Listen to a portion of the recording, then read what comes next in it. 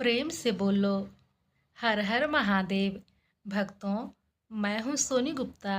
Riddhi Siddhi channel में आप सभी का स्वागत है। भगवान शिव हिंदू धर्म में सबसे अधिक पूजे जाने वाले देव हैं, जिनके महत्व का वर्णन वेद पुराण और धर्म शास्त्रों में भी मिलता है। भगवान शिव की उपासना के लिए वैसे तो प्रत्येक दिन शुभ माना जाता है, लेकिन महाशिवरात्रि के दिन बहुत ही महत्वपूर्ण माना जाता है। हर साल फाल्गुन माह की चतुर्दशी तिथि को महाशिवरात्रि मनाई जाती है। मान्यता है कि महाशिवरात्रि की पूजा से दाम्पत्य जीवन सुखमय होता है और जीवन सुख समृद्धि से भर जाता है। भगवान शिव भक्त हर्षोल्लास, भक्ति और श्रद्धा भाव के साथ महाशिवरात्रि का पर्व मनाते हैं। इस दिन विशेष रूप से भगवान शिव और माता पार्वती जी की पूजा आराधना की जाती है। महाशिवरात्रि पर रात्रि में जागरण भी किया जाता है, जिनका आमतौर पर बहुत ही अधिक महत्व है। हर तीज त्योहार की पूजा में ब्रह्म मुहूर्त या सुबह के समय पूजा पाठ किए जाते हैं। वहीं महाशिवरात्रि पर चारों प्रहर पूजा होती है। भगवान शिव से जुड़े प्रत्येक पर्व त्योहार मनाए जाने के पीछे धार्मिक कारण बताए गए हैं। महाशिवरात्रि मनाए जाने के पीछे कई तरह की कहानियाँ प्रचलित हैं। धार्मिक मान्यताओं के आधार पर फाल्गुन कृष्ण की चतुर्दशी पर भगवान शिव और माता पार्वती के विवाह के उपलक्ष्य में महाशिवरात्रि का त्यौहार मनाया जाता है। इनके अलावा महाशिवरात्रि से जुड़ी अन्य कथा और मान्यताओं के अनुसार फाल्गुन मास की चतुर्दशी के दिन भगवान शिव ने वैरागी जीवन का त्याग कर गृहस्थ जीवन में प्रवेश किया था। अन्य कथा के अनुसार इस दिन भगवान शिव ज्योतिर्लिंग में प्रकट हुए थे। इसी तिथि पर भगवान शिव ने तांडव किया था।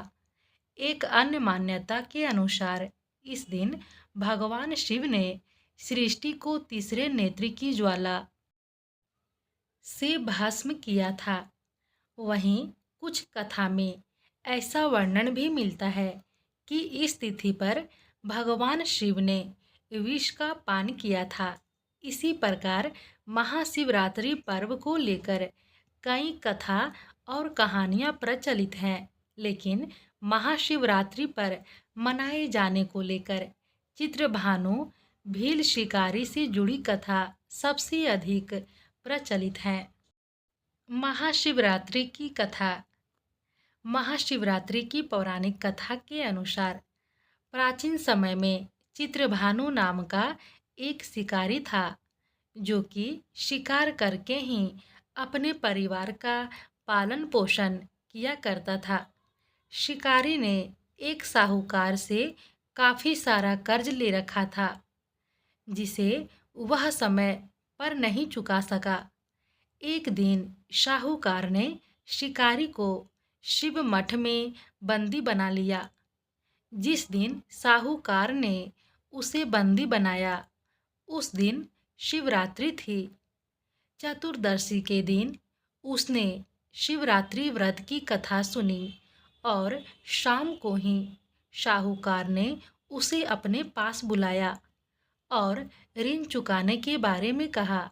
शिकारी ने कहा कि वह अगले दिन सारा कर्ज चुका देगा। यह कहकर वो मुक्त हो गया और फिर से शिकार की खोज में निकल पड़ा।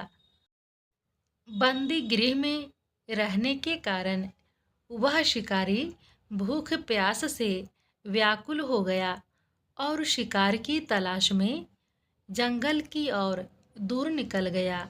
अंधेरा होने पर उसने जंगल में ही रात बिताने का फैसला किया।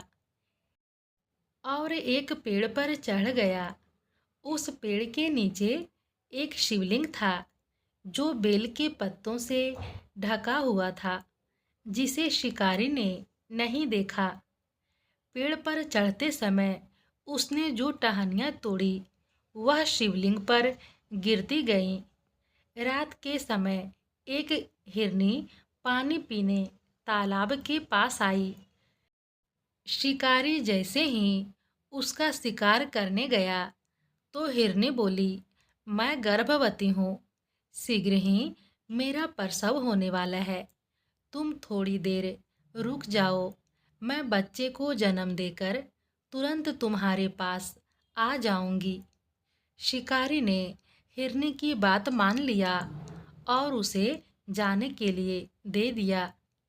पेड़ पर रहते हुए शिकारी से अनजाने शिवलिंग पर बेलपत्र गिरते गए। इस तरह उसने अनजाने में प्रथम प्रहर की पूजा संपन्न कर ली। कुछ देर के बाद एक हिरनी आई। शिकारी जैसे ही उसे मारने के लिए अपना धनुष बाण चलाने लगा तो हिरनी ने विनम्रतापूर्वक निवेदन किया कि मैं कुछ देर पहले ही ऋतु से निर्वित हुई हूँ और कामातुर विरहिणी हूँ। मैं अपने पति की तलाश में हूँ। मैं उनसे मिलकर तुम्हारे पास आ जाऊंगी। शिकारी ने उसे भी जाने दे दिया।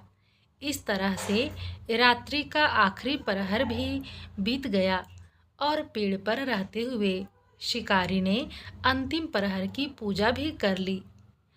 अब एक हिरनी अपने बच्चों के साथ आई। उसने भी शिकारी से निवेदन किया उसे जाने दे। आखिरी में शिकारी के सामने एक हिरन आया। हिरन ने भी शिकारी से जीवन दान देने का निवेदन किया तो शिकारी ने पूरी रात हुई घटना को हिरन को बताया।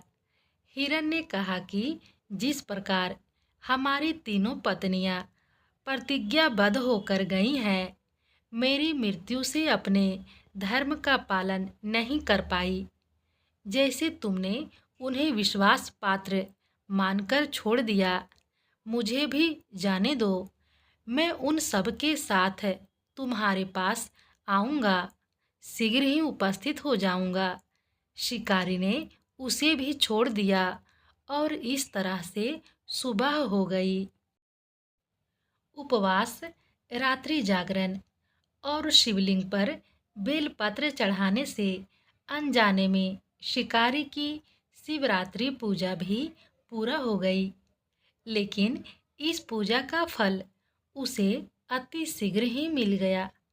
कुछ ही समय के बाद हिरन और उसका पूरा परिवार शिकारी के पास आ गया, लेकिन उन्हें देखकर शिकारी को ग्लानि महसूस हुई। उसने हिरन के पूरे परिवार को जीवन दान दे दिया। इस तरह से शिवरात्रि व्रत का पालन करने पर शिकारी को मोक्ष और शिवलोक की प्राप्ति हुई। प्रेम से बोलो हर हर महादेव।